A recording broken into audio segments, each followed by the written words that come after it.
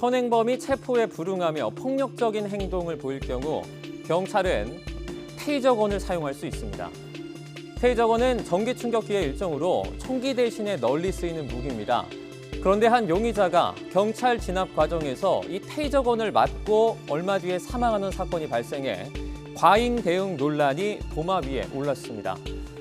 사건 경과를 보면 이렇습니다. 50대 아버지가 의붓 아들을 대상으로 흉기를 휘둘렀다는 신고가 먼저 경찰에 접수가 됐습니다.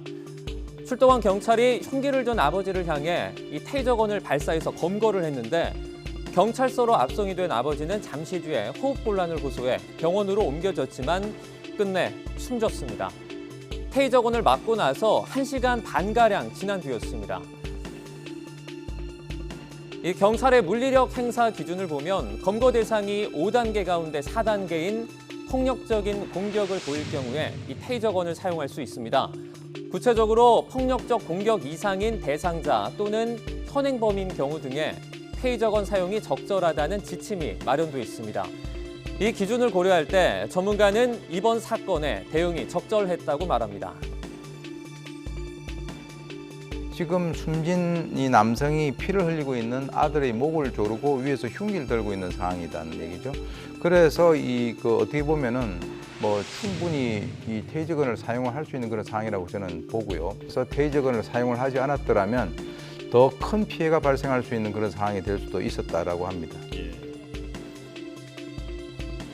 아직 정확한 사유는 나오지 않았습니다. 하지만 만약 테이저건이 원인으로 지목이 될 경우 배상 등의 논란에 휩싸일 수가 있습니다. 사례도 있는데요.